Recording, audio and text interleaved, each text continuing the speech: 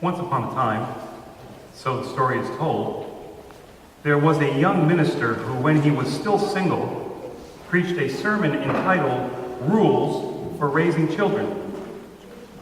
After he got married and began having children of his own, he changed the title of the sermon to Suggestions for Raising Children. And finally, when his children got to be teenagers, he just stopped preaching on the subject altogether. Family, it's a tough subject. Hard to make it work, difficult to find any hard and fast rules.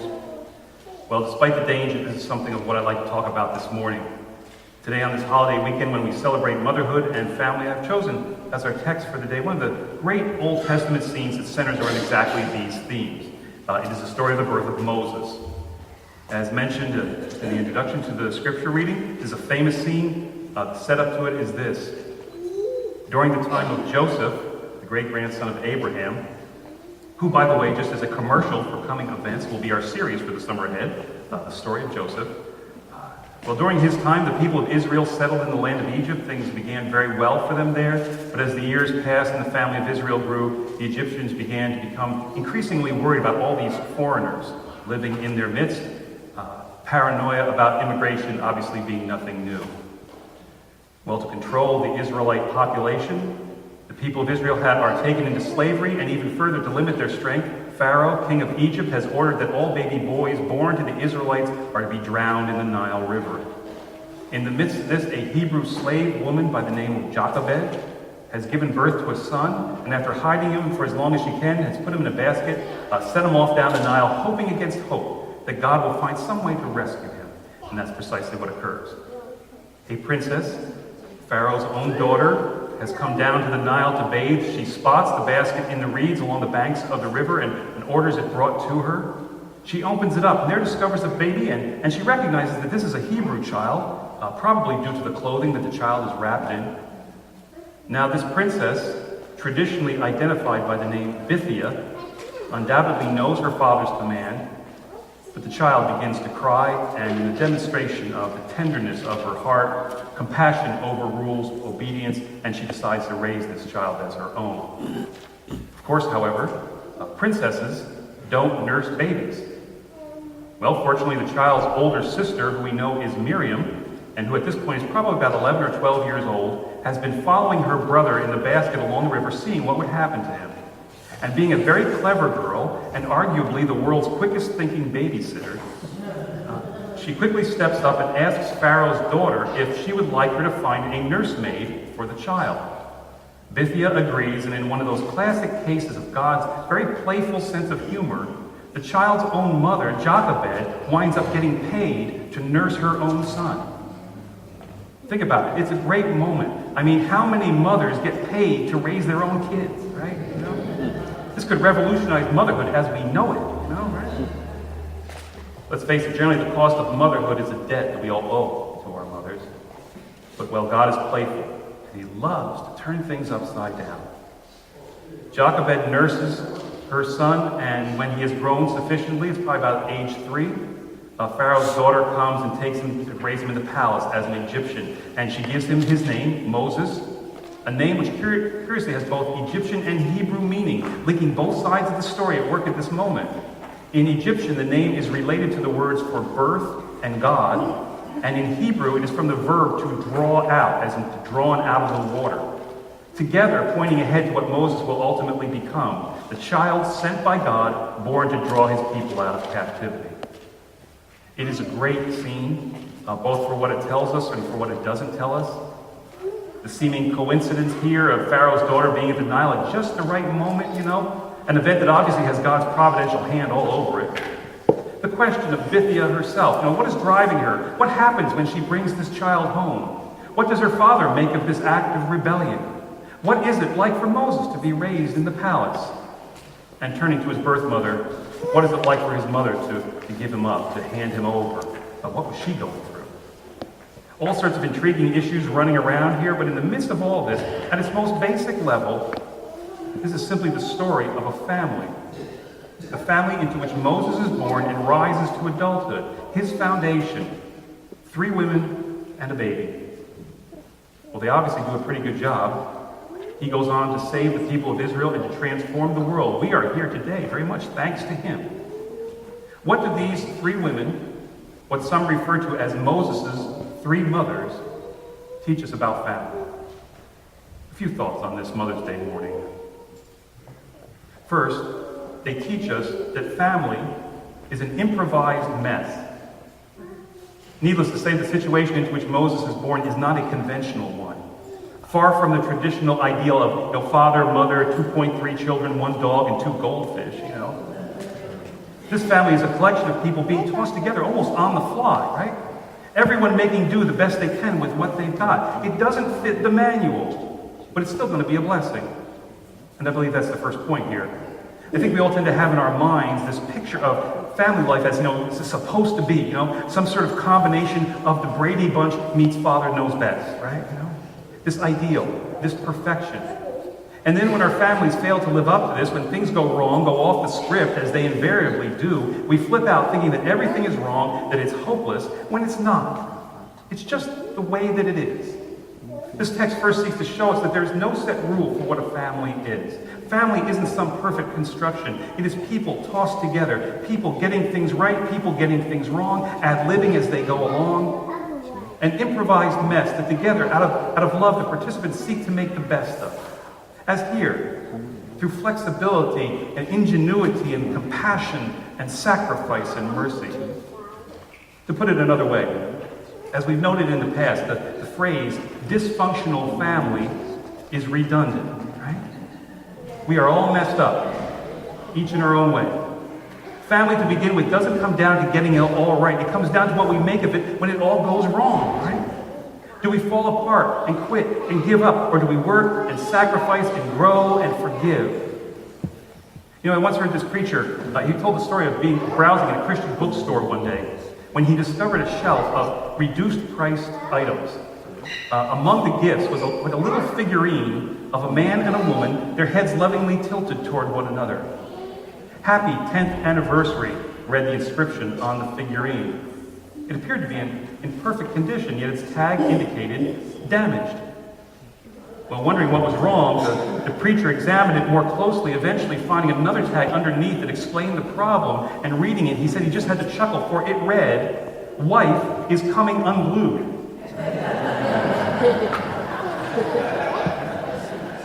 Can you relate to that? Let's face it, family can often make the best of us come unglued. The issue is, what are we going to do about it? Simply put, the first question today is this: what in your family is not right and needs your understanding and your compassion, and most especially for your forgiveness to make true family happen? A poet offers the following reflection. She writes, "I bumped into a stranger as he passed by. 'Oh, excuse me, please,' was my reply. He said, 'Please excuse me too, I wasn't even watching for you.' We were very polite, the stranger and I. We went on our way and we said goodbye. But at home, a different story is told, how we treat our loved ones, young and old. Later that day, cooking the evening meal, my daughter stood beside me very still. When I turned, I nearly knocked her down. 'Get out of the way,' I said with a frown. She walked away, her little heart broken. I didn't realize how harshly I'd spoken. Later, while I lay awake in bed, God's still small voice came to me and said, 'While dealing with a stranger, common courtesy you use, but the family you claim to love you seem to abuse. Go look on the kitchen floor. You'll find flowers there by the door. Those are flowers she brought for you. She picked them herself, pink, yellow, and blue. She stood quietly not to spoil the surprise, and you never saw the tears in her eyes.' By this time, I felt very small, and now my tears began to fall. I quietly went and knelt by her bed. 'Wake up, little girl, wake up,' I said. 'Are these the flowers you picked for me?' She smiled. 'Yes, I found them out by the tree. I picked them because they're pretty like you. I knew you'd like them, especially the blue.' I said, 'Daughter, I'm sorry for the way I acted today. I shouldn't have yelled at you in that way.' She answered, 'Oh, Mommy, dear Mommy, that's okay. We all make mistakes. I love you anyway.' My heart overflowing, I replied, 'I love you too, and I do like the flowers, most especially the blue.'" Moses' family first teaches us that family is an improvised mess. Secondly, then it teaches us that family is hard work. You know, in the story, one of the things that I just love about how the drama plays out here is Miriam's contribution. Her mother puts the child in a basket in the river, hoping that God will come through, right? But Miriam doesn't leave it at that. No. Unbeknownst to her mother, she hides in the bushes along the river and she watches the basket as it floats along, keeping track of it. Then when Pharaoh's daughter finds it, Miriam has enough initiative and enough gumption to run up and suggest the hiring of her mother. God is at work, but Miriam is helping it along, you know? It is a great lesson for all of us at all times that God is at work in our lives, but are we helping that along, most especially in our families? Miriam represents the kind of faithful person who dutifully attends to the details, who is devoted, doing the little common acts that make great things occur, without that they fail to occur. She works at making this new family happen, and through her efforts, it does. Second point here, family does not just happen, it is work. It's the faithful little acts of devotion that make it happen. It's married couples making time to regularly go out on dates with one another. It's families taking time to do things together. It's asking, how was your day? It's stopping to listen. It's simple kindnesses. It's gentle words. A lot of families fall apart because they won't do the daily grunt work of family. They just take their family for granted. They ignore one another. Each go on their own way, figuring, it'll always be there. Well, make no mistake. Family is something that if you ignore it, it will go away. Second question here. In your home, how are you failing to do the daily work of family? The daily little stuff that makes family. Thinking about Mother's Day this past week, I read the following. Many of us take better care of our cars. I can relate to this one. Many of us take better care of our cars. We take better care of our cars than we do our mothers, and yet we only expect our cars to last 5 or 6 years, and we expect our mothers to last for a lifetime. Maybe we need a maintenance manual for mothers so we would know how to take care of them at least as well as we do our automobiles. Here are some of the items that might be included in such a manual. Engine. A mother's engine is one of the most dependable kinds you can find. She can reach top speed from a prone position at a single cry from a sleeping child. But regular care is needed to keep up that peak performance. Mothers need a hot bath and a nap every day, a babysitter and a night out every couple of weeks, and a vacation at least once a year. Battery. Mother's batteries should be recharged regularly. Handmade items, notes, unexpected hugs and kisses, and frequent I love yous will do very well. Brakes. See that she uses her brakes to slow down and come to a full stop occasionally. A squeaking sound indicates the need for a rest. Fuel. Most mothers can run indefinitely on coffee, leftovers, and salads, but an occasional dinner for two at a nice restaurant will really add to her efficiency. And finally, tune-ups. Mothers need regular tune-ups. Compliments are both the cheapest and most effective way to keep a mother purring contentedly. If these instructions are followed consistently, this fantastic creation and gift from God that we call mother should last a lifetime and give good service and constant love to those who need her most. Are we doing the daily maintenance on our families? Moses' family secondly teaches us that family is work, which leads us into third lesson here.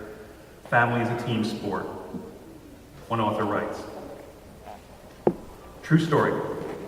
A woman telephoned a friend and asked how she was feeling. Terrible, came the reply over the wire. My head is splitting, my back and my legs are killing me, the house is a mess, and the kids are just driving me crazy. Very sympathetically, the caller said, listen, go and lie down and I'll come over right away and cook lunch for you, clean up the house a bit, and take care of the children while you get some rest. By the way, how is Joe? Joe? The complaining housewife gasped. Who is Joe? My heavens, exclaimed the first woman. I must have dialed the wrong number. There was a long pause. Are you still coming over?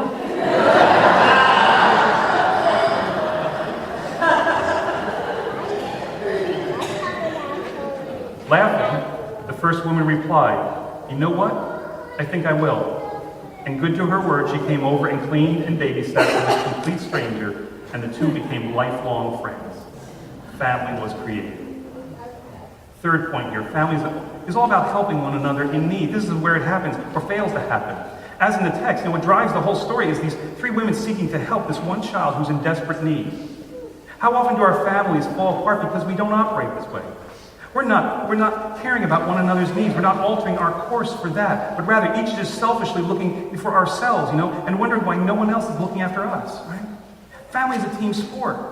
It is driven, made or broken by its members being conscious of one another's needs and then responding, changing their course of action for that. Third big question being asked here. How is a member of your family in need today, and what are you going to do about it? How are you adjusting what you do for them, not just all hung up on your own needs? Christian author Donna Power writes, after helping my 3-year-old son Isaac dry off after a bath, I wrapped him in a towel and put him on my lap for a hug. I said, Isaac, you're getting so big. What are we going to do when you're too big to fit on my lap anymore? And without missing a beat, he replied, well then, I'm going to hold you, Mom. You see, he got it. Family is about each of us holding each other when we're in need. Third lesson of our text today, family is a team sport. And then fourth and final lesson here that Moses' family teaches us, family is a sacred trust. In the end, of course, what ultimately is happening in the scene is not just the creation of a family, but it's God's saving work in the whole world. Moses is incredibly important in that work. The child given to these women is a sacred trust. And the point is that the same is true in every family that there is. What is going on in our homes is not just sleeping and rising, going to work and school, eating meals, running errands. What's going on is the saving work of God. Lives priceless to God. God's saving work being played out right in front of us. Do we see each other as this? Like the women here, do we do the things that let one another know that we recognize this? Most families finally fall apart because they lose this sense of the sacred worth of one another. They see only the faults and the problems and the annoyances. They don't cherish one another. Final question of family here. What today and every day are you going to do to let the members of your family know how valuable they are to you? The sacred worth that you see in them. An anonymous author writes, as far back as I can remember, the pickle jar sat on the floor beside the dresser in my parents' bedroom. When he got ready for bed, Dad would empty his pockets and toss his coins into the jar. As a small boy, I was always fascinated at the sounds the coins made as they were dropped into the jar. They landed with a merry jingle when the jar was almost empty. Then the tones gradually muted to a dull thud as the jar was filled. I used to squat on the floor in front of the jar and admire the copper and silver circles that glinted like a pirate's treasure when the sun poured through the bedroom window. When the jar was filled, Dad would sit at the kitchen table and roll the coins before taking them to the bank. Taking the coins to the bank was always a big production. Stacked neatly in a small cardboard box, the coins were placed between Dad and me on the front seat of his old truck. And each and every time as we drove to the bank, Dad would look at me hopefully. Those coins are going to keep you out of the textile mill, son. You're going to do better than me. This old mill is not going to hold you back. Also, each and every time as he slid the box of rolled coins across the counter at the bank towards the teller, he would grin proudly, saying, "These are for my son's college fund. He'll never have to work the mill all his life like me." We would always celebrate each deposit by stopping for an ice cream cone. I always got chocolate, and Dad always had vanilla. When the clerk at the ice cream parlor handed Dad his change, he would show me the few coins nestled in his palm. When we get home, we'll start filling the jar again. He always let me drop the first coins into the empty jar, and as they rattled around with a brief happy jingle, we grinned at each other. "You'll get to college on pennies, nickels, dimes, and quarters," he said. "But you'll get there. I'll see to that." Many years passed, and I finished college and took a job in another town, just as Dad had hoped. Once, while visiting my parents, I used the phone in their bedroom, and I noticed that the pickle jar was gone. It had served its purpose and had been removed. A lump rose in my throat as I stared at the spot beside the dresser where the jar had always stood. My dad was a man of few words and never lectured me on the values of determination, perseverance, and love. The pickle jar had taught me all those virtues far more eloquently than the most flowery of words could have done. When I married, I told my wife Susan about the significant part that the lowly pickle jar had played in my life as a boy. And in my mind, it defined more than anything else how much my parents loved me and how much I meant to them. No matter how rough things got at home, Mom and Dad continued to doggedly drop coins into the jar. Even the summer when Dad got laid off from the mill and Mama had to serve dried beans several times a week, not a single dime was taken from the jar.